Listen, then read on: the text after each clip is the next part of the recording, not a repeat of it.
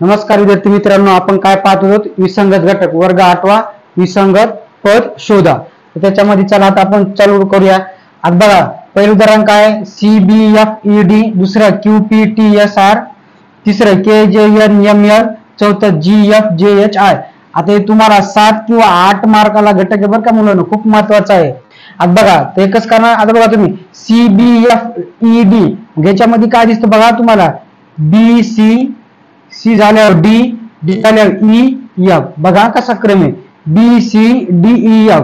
मग दुसरा येतो का बघा तसा, मग बघा PQRST, जशा तसा क्रम. इथं बघा JKLLMN, म्हणजे पहिलं दुसरं तिसरं हे काय सारखा क्रम झाला.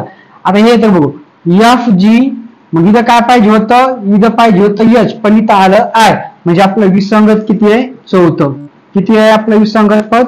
चौथं. डबल एकदा सांगतो बघा, BCDEF, PQRST, JKLMN. पण ह्या जायचा जसा क्रम आहे तसा याचा क्रम नाही. FGH पाहिजे होतं पण इथं आहे, म्हणून काय विसंगत पद. T सारखे एक वेगळा. आता दुसरं HE3. आता तुम्ही म्हणता हे एक आहे का? एक नाही, ते काय आहे.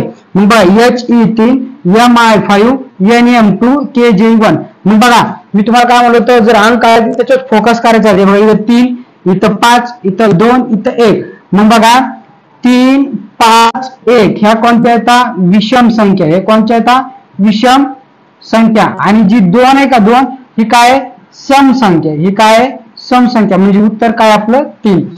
3, 5, 1 ह्या विषम संख्या एकच आहेत आणि हे 2 काय? सम संख्या. म्हणजे विसंगत किती? 3. ओके, आलं लक्षात?